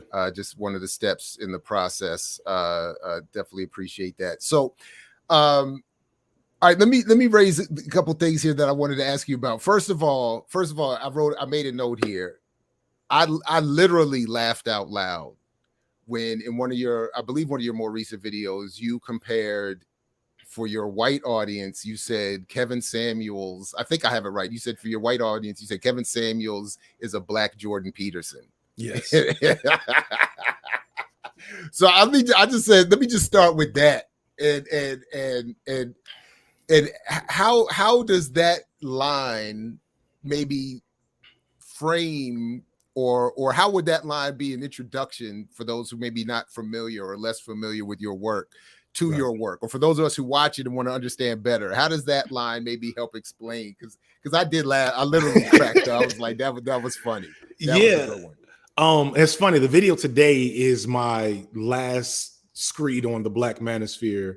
Okay. There's a whole hour-long Kevin Samuels section. This is my magnum opus. It's a long one, so you know. Yeah, I watched. I enjoyed it though, because I never watched Samuels directly. I never watched Peterson directly, but it's through shows like yours and others that I get their work. It's the only way I can handle it. So I appreciate you all doing what you do. So I don't mind the long videos, but anyway. Sorry. And then people try to say you take them out of context. It's like there's no context that explains 85% of this. But so my focus of study was cross section intersections of mental health, masculinity, and well, it wasn't explicitly race, but like low key, I wasn't really like I didn't need no white professor to teach me about race too tough. So like I was adding this stuff that I didn't know a lot about, and my thesis was on spree shooters, was on like school shooters, and so that forced me to, you know, really look through the process of how a lot of these boys or young men or sometimes adult men go from, you know, being lonely, feeling disaffected from society, to picking up a AR-15 and, you know, invading somebody's, you know, private area or school or whatever. And what I found is, you know, so aside from like, you know, gun control or whatever else, is that there's a pretty clear pattern with a lot of these shooters of social isolation, like unaddressed, you know, I won't say unaddressed mental illness, like in terms of, you know, they always say they're crazy and mentally ill, and it's like, yeah, that's there, but it's not like, this isn't a crazy person. This isn't an unreasonable person. This is a person probably going through depression or something along those lines. And what you often find is a lot of that starts with them seeking out ways to address those internal issues and conflicts. They're trying to feel like more of a man. And a common through line for a lot of that is finding these reactionary, misogynistic figures online or in the media. So Jordan Peterson specifically is very dangerous because he makes it really, really normal and palatable to start to like develop some of these racial frames, some of these misogynistic frames around how society should work, and like gets platformed widely with his rhetoric to the point where it's like it starts normalizing stuff he's saying. Like he's deliberately engaging in low-key anti-Semitic conspiracy theories, completely denigrating entire schools of study in higher academia because those schools of study are being used to deconstruct white supremacy and, patriarchy. And, then he's like, well, I don't know why all the Nazis like me. It's like, you sure you don't know, Jordan? You know what I'm saying? And so like Kevin isn't that. Kevin's level of space of danger and influence is more limited. We see we see much less Black men radicalized in the same way that your typical spree shooters are. But like I always caution to let people know, like, no, proportionally speaking, Black men do participate in these types of these violent activities and are being radicalized in the same way when they suffer the same type of sense of social isolation and lack of social support. And being Black creates different challenges around it. So my engagement in like study of Peterson and Samuels and the manosphere is ideally when I'm being serious about educating people on how to rethink how we engage with masculinity. This 2-hour-long video, I have a lot of fun in the first hour and a half or whatever. But when I get towards the end, I explain that the key for a lot of these men is community and support. And although that can to some people that comes off as coddling or condoning the behavior, but there's an African proverb that I've always used when addressing this topic is that the child rejected by the village will burn it down to feel its warmth. And we see that pretty obviously in so many of these guys. We see that in a lot of these brothers in the manosphere. These are brothers that have went through a divorce, have lost access to their children in some situations. A lot of them work jobs that have them driving trucks for hours, for weeks on end. And so it's really difficult to be empathetic and provide, effective responses to the issues that face these Black men, while also like trying to wade through some of the ridiculous things that get put out there by them. And to be blunt, it's up to other Black men to kind of do that work. Not only do I feel like just genuine, that's our responsibility, but I also think, to be very clear and critical, I don't think a lot of Black women who are, Black feminists, intersectional feminists, understand how big their knowledge gap is around addressing Black men's issues. And we kind of see that there's this viral clip of the woman who's a therapist. I don't know if you saw that. She actually got fired, and she's done this like kind of long rant about, the Black man ain't trying too hard to get therapy. And it's like, no, I didn't see that. I didn't see that. It's a bad look, and it kind of illustrates the paradox. I don't know if the paradox is the right word. The double jeopardy. It's like we know Black men need help, but on one end, there's a lot of brothers that aren't like open to the type of help that they need, and on the other end, the help that they need isn't readily available. It's not, or if it's available, it's too expensive, or it's not adequate because it's being done by people who don't fully understand the needs of Black men seeking support. So that's my work in a nutshell. That's right on. That's the tough part of trying to figure all that out. Just real quick, there's been I'm peeking in a little bit in the chat. There's been some question about what or how do you define the manosphere? What is the manosphere? Did you have a working definition? I can't remember if you had a working definition in that video. And by the way, real quick, Dr. Tommy Curry is not part of that. I would not put him in that either, by the way. I don't know who was saying that, but anyway, so go ahead. I wouldn't put him in it, but he has a lot of fans in it, and they tend to claim him. Because they don't read his work. They don't pay it, and that's a big problem with a lot of academics who become somewhat popular. The work doesn't get the attention that some of the snipped commentary does. But anyway, that's kind of my opinion too. I've been critical, but I don't want to. I have a lot of respect for the value of his work, to the point where I don't want to, engage in social media, YouTube, not drama around it. I just really hope that people get into it and then really get into it. But that's a whole nother issue. I'm all about principled debate, so I'll happily host that. If we can definitely work that. I would love to do that. I don't know. Have you done any commentary about his work? I've only touched on the fact that I've talked about his work in a couple of videos. I've only touched on the fact that I see his work as really valuable, and I see it being co-opted by the Black manosphere.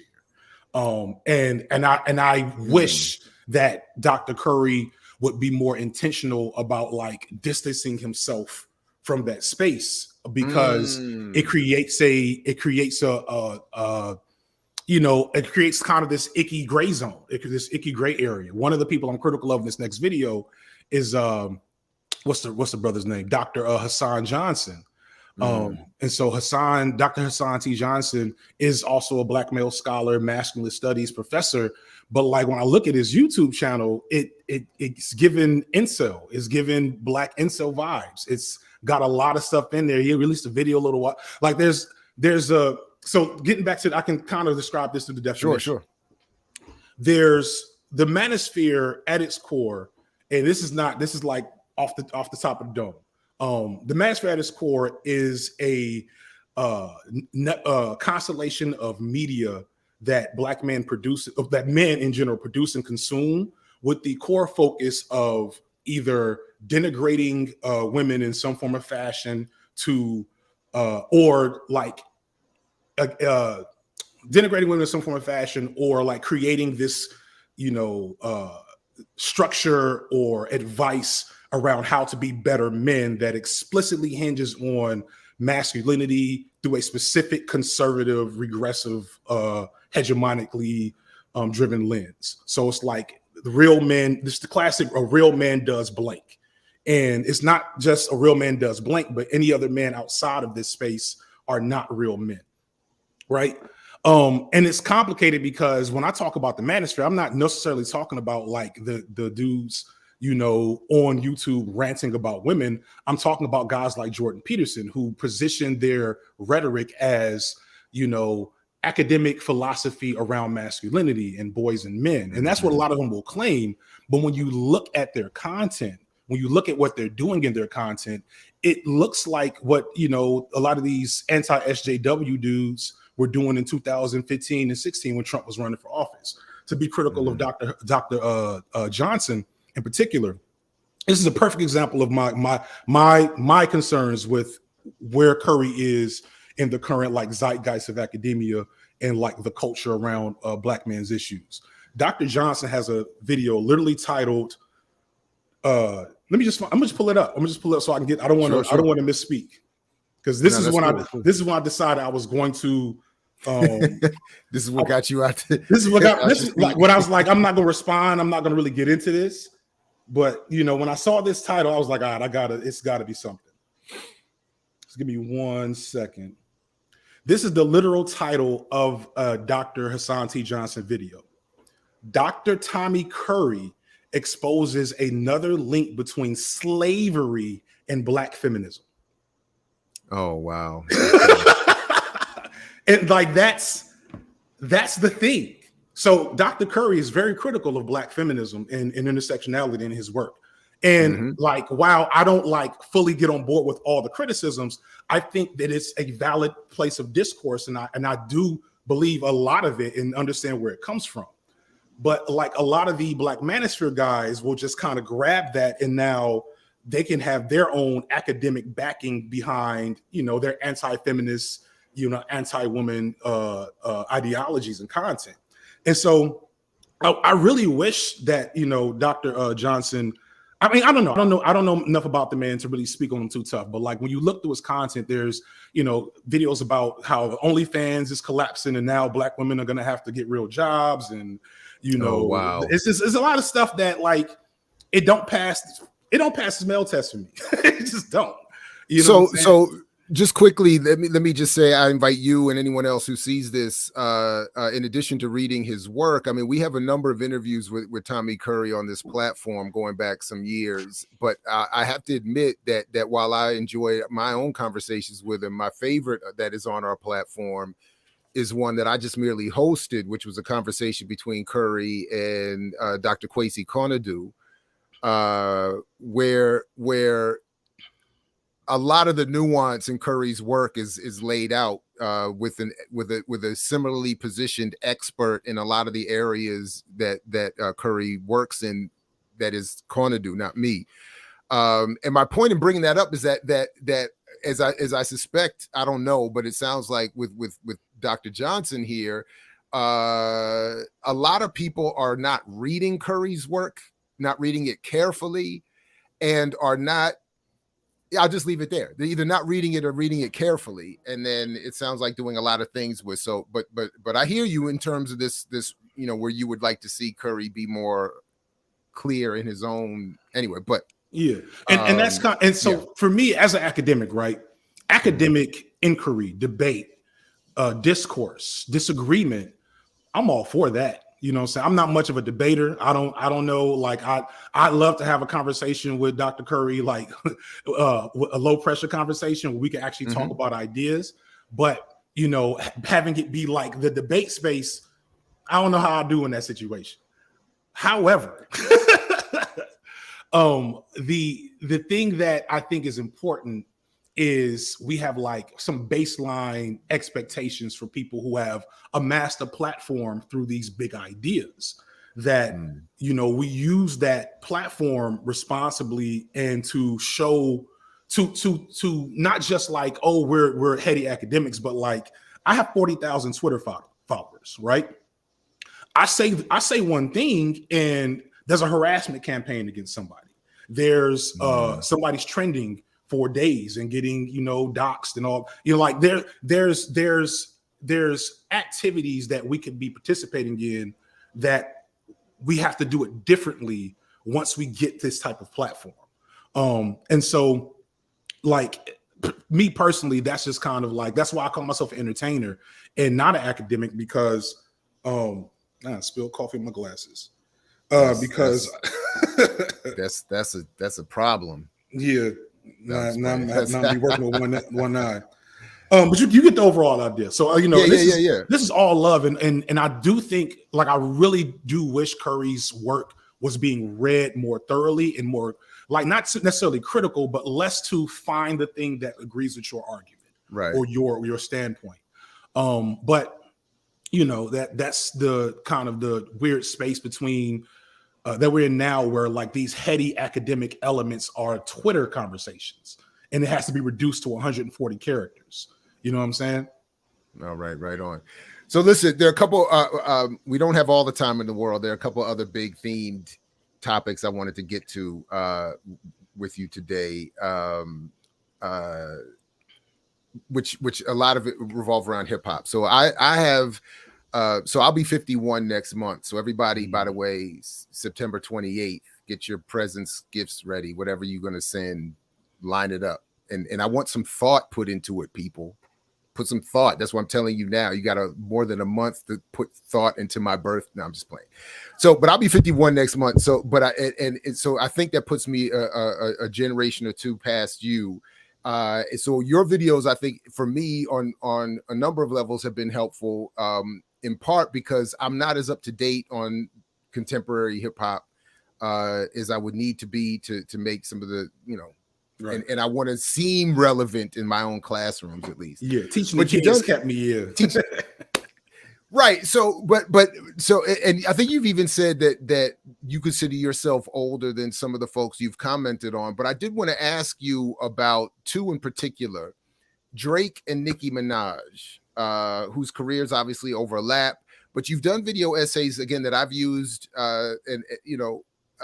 Drake selfishly, because some years ago, even when I was working with Black Agenda Report, he had been given, he had been nominated by a Jewish magazine as Jew of the Year, and was being considered at the time with Obama as one of two of the most influential mulattoes in the world. So I was looking, I wrote a commentary responding to that. So this is years ago, but because as the Black Jew mulatto, I was very interested in what Drake in what his role and impact was in popular culture.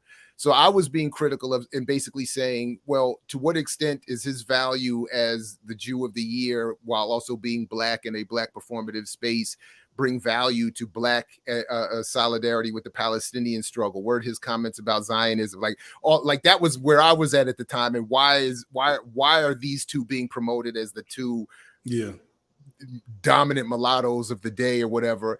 But starting with Drake, what is it that you have commented on or in terms of Drake, and how has that been for you an explanation of what has been happening culturally within hip hop and beyond? To me, like one of the things I'm most interested in is like hip hop as a cultural force and a cultural commodity, a Black owned commodity within this country, or worldwide, to be honest with you. I'm reading this comment. Yeah, no, that's funny. That's funny, yeah.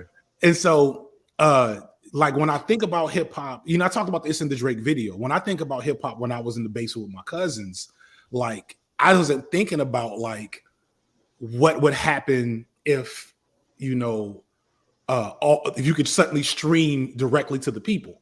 That sounds dope. I remember Saigon. I remember wanting Saigon's album to drop for like a decade. I don't know if it ever dropped, and knowing like that last week. Last week. You know what I'm saying? Knowing that it kept getting shelved by whatever label he was on at the time. So give it to the people directly.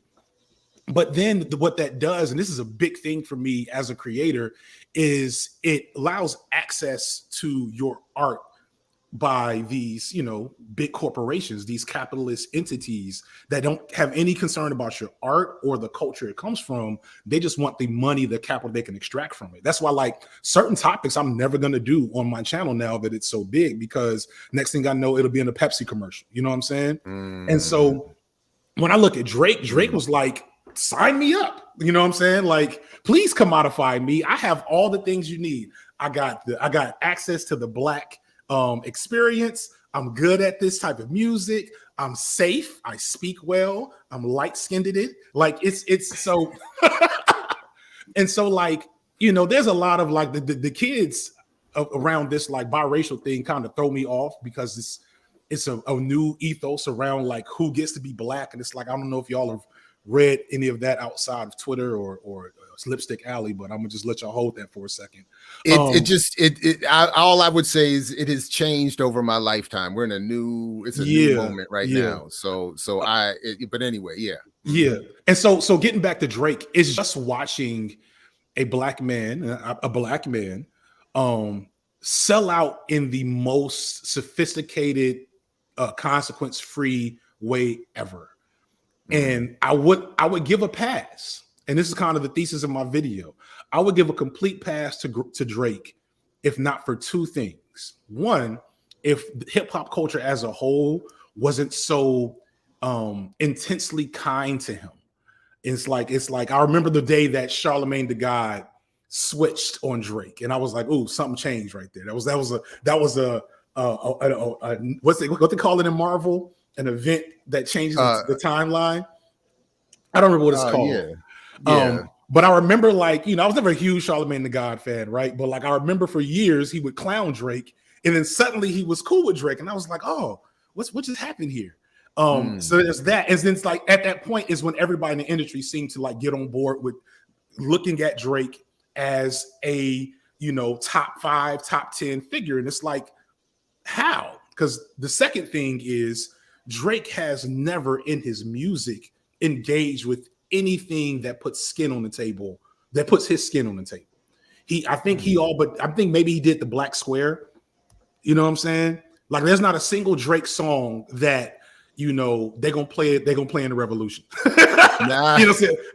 Maybe as background music. Like, there's not a single one where he legitimately addresses issues around Black people. And like, for him to have been the biggest rapper in all of the world for the last decade, maybe, and have never put his money literally where his mouth is in his music, to me is unforgivable as a top tier rapper in the culture. And so like that's why I compared him to Flo Rida, because I wouldn't expect Flo Rida to say some shit about George Floyd or police brutality or voter rights or whatever thing you want to get into. I wouldn't expect that from Flo Rida. But like Drake doesn't have any like George Floyd. He might got a bar, reference, like a okay, yeah. I don't listen that closely, but he might have a bar or two, but like mostly nothing for a decade. You know what I'm saying? And so it's like, to me, hip hop is not perfect. It's not like some sanctified sacred text. It can be critical. You can criticize hip hop. Lots of flaws, lots of things to argue about. But one thing I feel strongly about is that hip hop is supposed to be representative and emblematic of the Black struggle in America specifically, and then contextualized to understand struggles worldwide, because they're very similar. And so you don't have to do that, right? Like LL Cool J didn't do that in most of his stuff. You know what I'm saying? I don't know. You can pick a bunch of rappers that we love that don't do that, but very few of them sit at the top of the throne. The people that are considered legends, that have been GOAT status, etc., have been men that at some point in time challenged and here's the other thing, predominantly white audiences to engage with these ideas and issues. And like Macklemore has said more about race than Drake. You know what I'm saying? Like that. Somebody should clip that and send that to Drake right there. That line right there is Macklemore has done more for the Black struggle than Jay. That's funny. That's terrible. It's terrible. It's cringy. Like Macklemore is white liberals talking about race again. But at least there's an inherent risk of alienating an audience when you start saying, I never forget, there was a great TikTok and it was like a young lady, she was like, I'm Black. And it was like, yeah. And then she's like, I'm pro-Black. And it was like, boo. Because being Black is a valuable commodity in entertainment. I tell directly to my fan base. I have, a decent amount of white fans. And I say, look, some of y'all are here because you are innately attracted to having a Black voice talk to you about certain issues. This bringing up some curry. Like there is a explicit ideology behind my Blackness and maleness that you have fetishized to make my words and my being mean something that it may or may not actually mean, but you don't know that because you just going with the flow of the shit. Mm-hmm. And so like I'm gonna bring that up to you and challenge you to engage with that as you watch my content. And we see that with Doja Cat, we see that with a lot of artists that will engage with their Blackness in their content, in their entertainment, and they completely disavow it as soon as it gets inconvenient. And so that's what I see in Drake. Let me have you read, I want to ask you also about NickiMinaj, and I'm working with this book now. I'm wondering if you're familiar with this work at all. I'd be very interested in your thoughts. I don't think I'm trying to get Professor Halliday to come on. I don't think we agree, but I'm fascinated by what she argues in terms of Nicki Minaj and her power and impact on popular culture. Mm-hmm. So I just wanted to show you that and ask if you're familiar with this work, and then to ask you. I'm not. Okay, so I encourage it for you. I think I'd be interested in talking with Professor Halliday. I'm also now interested in maybe seeing your thoughts on this work. But when you same question for in terms of your analysis of Nicki Minaj and what it says about culture, pop culture, hip hop, womanhood, etc. So my thing with Nicki is a little less scathing. And I don't know, that may say something about me in terms of I just expect more from Black men in terms of engaging with the cultural issues, because a lot of things I said about Drake I can say about Nicki. That's an ism I'll have to unpack a little later. But I do think a similar thing can be said about Nicki, especially in her heyday.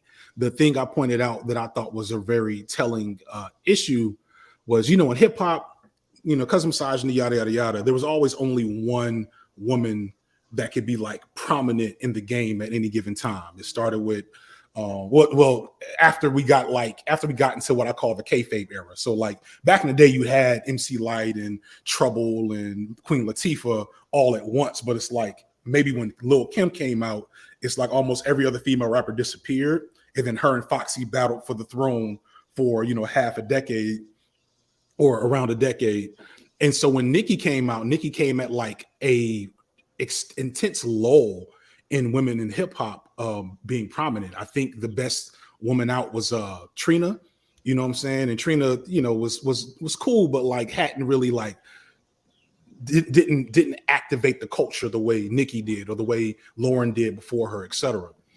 And so the thing that, by the way, I thought that was a very interesting point in your essay that I hadn't thought about that Nicki came out at a time where there were not a lot of prominent women rappers. No, I thought that was interesting. Sorry to cut you off, but no. And so that's a big deal. So that speaks to a lot of things around hip hop and music in general. Because like women who want to be pop stars or rappers, they just get a whole different deal than the men because they have to look a certain way. They have to appeal to a certain aesthetic, especially Black women. Producers and labels would say, well, they're too expensive. It's got to pay to get their hair done all the time, and yada, yada, yada. So there's a lot of stuff that goes on there. But Nicki got on. Nicki was great. It wasn't my specific like vibe for hip hop, but it was great stuff. And for 6-7 years, she was not just like the biggest woman in the game. She was like a top 3 star in hip hop with her, Wayne, Drake. Kanye was in there as well. And the thing that threw me is that Nicki didn't work with any other Black female rappers that whole time in her main run for 4 albums. I think the only person she worked with was Foxy, and that was on like her 5th album. And Foxy wasn't relevant anymore. You know what I'm saying? She did more, features with like white pop stars than she didn't work with R&B singers too tough. It was very clear, like, I know where the money is and I'm going to go get it, which in a capitalist society, I have my issues with capitalism, obviously, but I also understand people are trying to get their bag and escape being victimized by the system. So I always temper my criticism to an extent. But when you represent the culture, it's like when you are using the culture, when you are using the Black aesthetic to propel yourself to success, you didn't just become an engineer. You didn't just become an accountant and move out to the suburbs. Like I wish you would do something different. But hey, if you want to become an accountant, move to North Atlanta, put your kids in all white schools, vote Republican, whatever like thing you think works for you. Like I'm a side eye you, but I'm not gonna make a whole video about it. It's difference, right? Yeah, right. It's a difference. Yeah. But like, if you're like, I'm gonna take the primordial goo of Black cultural like history. I'm gonna take blues and jazz and rock and roll, and and natural hair and big and hoop earrings. You know what I'm saying? I'm gonna take all this stuff. I'm gonna package it and I'm gonna sell it to white people. And I'm not gonna have any reading list or not a little bit of anything to like agitate on behalf of the culture that I am benefiting from. That's when I become more critical, because I don't know. That shit just don't rock. I don't. No, I mean absolutely. I think you explained that perfectly, and it makes. So if I could ask, because the thing that was interesting with Nicki is, to me, and I wonder if this is where Dr. Holiday went with her analysis, is that Nicki's like bright, flamboyant nature paved the way for what hip hop, the women in rap landscape is right now. Like I argue that there would be no Cardi, Meg, City Girls, and a lot of these other young ladies if Nicki didn't kind of reformulate that packaging, because Kim was the first to do it, but Nicki like took it and remixed it a lot differently and made it more independent, where you didn't have to have the cosign from a man to like break into the game. Now there's other issues around that, but I feel like I'm starting to get out my my area of expertise. So I'd be interested to see. Well, admittedly, one of the reasons why I want to talk with Professor Halliday and would be interested in hearing you and others engage her work is because I don't pretend to fully, I don't know that I fully understand everything that she's saying. And that's why I'm not sure to what extent we disagree. So what she seems to be saying, and where this is where I tend to disagree, is that she seems to be putting, that is Professor Halliday, more influence on what she describes as the symbolic power of having Black women in certain positions of leadership in the corporate world, marketing and advertising in particular, and in pop culture. So she looks at Nicki's Barbie thing and her presentation as offering something positive for Black women overall and young Black girls in particular in terms of how they engage pop culture. And I admittedly, I often don't agree with that perspective. I usually see it the exact opposite way, that seemingly positive portrayals of whatever people are looking for in pop culture are actually undermining what it is that they're hoping to find. So I'm less interested in symbolic power or admittedly buying power or market power than I am actual political power, which we seem not to have in increasing abundance that is of an absence of. So that's So there's a lot to that. I'm not gonna get too analytical about a book I haven't read with the author. I don't know exactly. Talk to. Right. Right. I can see that perspective being very valid, but I also, like, one of the criticisms I'm making this next video that, God willing, I gotta check the computer, is going to be able to drop, is that there has been, this is the first time I'm going to use this term, a girl bossification of Black feminism in the last like half decade or so. That's kind of that's what I think happened with Black Lives Matter. And we see like the way discourse happens around Black issues and the gender wars or whatever. And like we have, I think, women who are not really Black feminists adopting Black feminism as an aesthetic to say, we're gonna do Black femininity coaching, and we're gonna, Black women in luxury. And I was like, I don't know if like Audre Lorde was about luxury. You know what I'm saying? like I don't know if that's what that meant. And I think a lot of Black feminists within like this, social media influencer space are starting to like engage with it. But it's hard because, one, like I halfway can't trust so many brothers when they start talking about feminism, because it's like you start getting into some serious gaps in empathy. And then like that's a good way for a nigga to get crucified on Twitter by certain communities. So I'm like, you know what? I'm gonna just kind of like let that continue to simmer and show support where I can when I can. But yeah, it's an interesting conundrum that I think is happening, where we have a lot of, like, some people I feature in this video, we have legitimate, whether it be like, the Black male scholars or just Black men who have been in these masculinities, sociology, Africana spaces, getting more of a platform to speak more explicitly to a perspective that hasn't fully been included in the, pop culture, philosophy around Black issues. I don't want to get too deep into, I don't want to disrespect, certain voices that have been prominent around, for Black men's issues in social media, but I'm happy that the diversity of voices and perspectives is starting to grow for Black men. And I think the same thing, as that happens, we're going to see changes and improvements in the way that Black men and Black women engage with each other around these issues. Because I know a lot of Black feminists I've never had a fight with them. You know what I mean? We may disagree in some areas. We may have some critical differences in the way we see the world, but they trust me. You know what I'm saying? I trust them, and I got their back, and vice versa. And that's how it's always been in real life for me. Social media and Twitter, it's a different It's not real life. Yeah. So unfortunately we gotta I have to wrap in a few minutes. Unfortunately, but I hope we can do this again at some point. I would love to have you back on to talk more about this.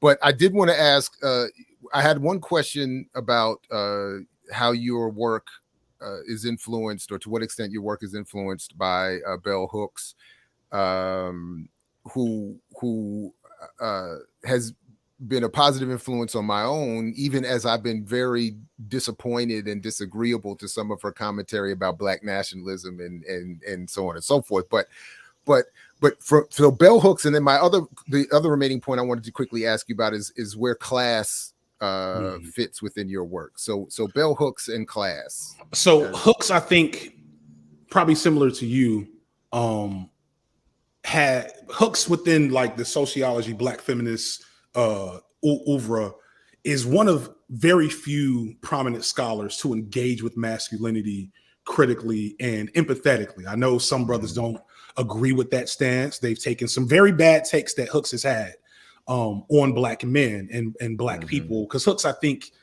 her class analysis could have used some punching up, and she could have benefited from revisiting a lot of her, takes that made her famous, later in life. But nobody ever expects to be out of here as early as she was. Right on, yeah. But so Hooks was influential because that was the first time in my studies that I saw feminists engage with masculinity from a stance that felt like this is a person that actually deals with and knows men. You know what I'm saying?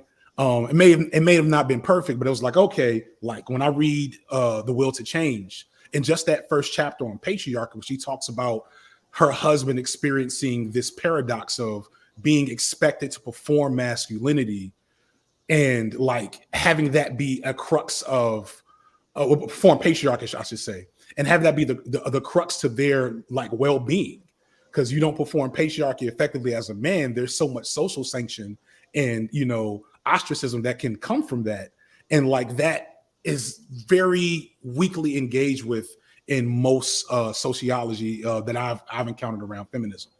And that was also because like I hadn't yet discovered a lot of other Black masculinity scholars like Anthony DeMille Jr., like a Curry when I was in the middle of my graduate studies. And even there are, ebbs and flows to all these different perspectives that inform like where I look at things. So Hooks is a big influence. But to be honest with you, my experiences in my personal like work with children, work in anti-sex trafficking, work with young men, like that is really what informs my perspective the most. I use the scholars to amplify and legitimize the things I have to say. I have a saying I've said in many videos is that we shouldn't deify scholars. Scholars are people that have good takes, and they got paid for it and wrote some books. At the end of the day, all these people are human and are capable of flaws. What was the last thing? Just the issue of class. Like how does class is factor in your class is a huge thing. So to me, like we have to look at whiteness as a class. We start there, right? Whiteness is a class status, and once we engage with that, it starts to make sense of a lot of the critical race theory things around convergence. What's the term? Interest convergence. Right. Because when we start understanding that class isn't explicitly about economics, but it's about like the way that our social systems regard you and where they expect and require you to be, it makes a lot of other reasons why certain things haven't worked for Black people, it makes them fall into place. So we have something like affirmative action.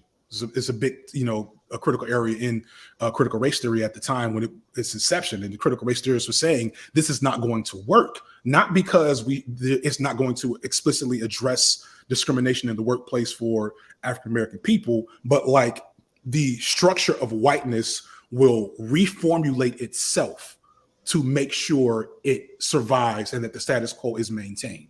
And it'll give up this little piece of of a freedom. It'll give up this little piece of a liberation to Black people, and then just take something else in the back end, and we'll be looking at the same exact scenario, you know?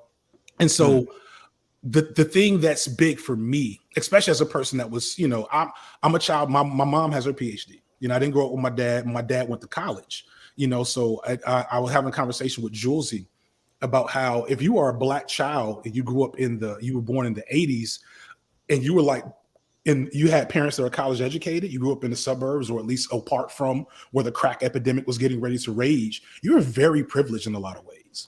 And so I followed a very neoliberal path. You know, I was very pro-Black. Like I said, all my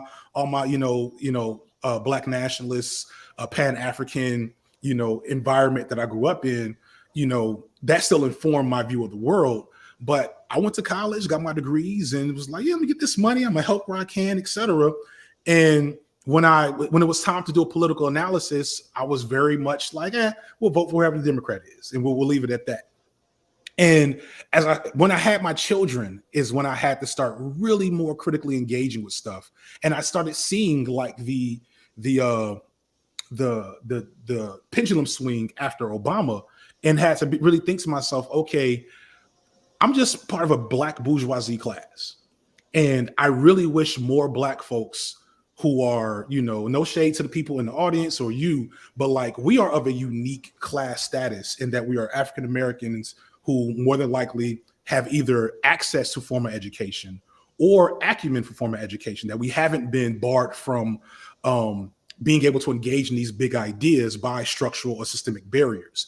And so we need to like keep that in mind as we talk about issues that don't face us the same way it faces some of my cousins who are still in the wild hunteds. You know what I'm saying? It's ACAB all day for me, right? But I haven't ever been arrested. You know, I've very few instances of being harassed by the police. I can't say that for my cousins who grew up on the South Side of Chicago. And so it's important for me to remember that, because we have a bad habit of talking down to Black men and women in communities that we are serving, you know, telling them exactly, not letting them have a voice at the table when it's time to talk about their own liberation, you know. So, I mean, there's a lot to that, you know. I don't want to. I mean, it's a tough question to respond to in you know, a short few sentences. So I appreciate all of that. As I appreciate you coming on, I thoroughly enjoyed the conversation. I look forward to more of your video work. The link to your channels in the show description here to those who might not already be familiar with it. And I look forward to engaging again down the line. But FD Signifier, thank you very much for coming through this morning. Thank you for having me. It's so good to talk to you know, a lot of the white leftist podcasts love me for that very reason I mentioned earlier. So when I saw this, I was like, oh yes, I need to talk to my people. I need to talk to my folks. Yeah, I told Josh, I said, when Josh said this was happening, and shout out to him, I appreciate him setting this up. I was like, oh, I said, the brother slumming coming down here. No, I'm just playing. I was just playing. No, I appreciate it. And again, I use your work and will continue to do so, and definitely have to do this again at some point. So thank you very much. Peace. Much love. Appreciate y'all for having me. Peace. Anytime. Take care, my man. I mix what I like, what I like, what I like, what I like, what I like.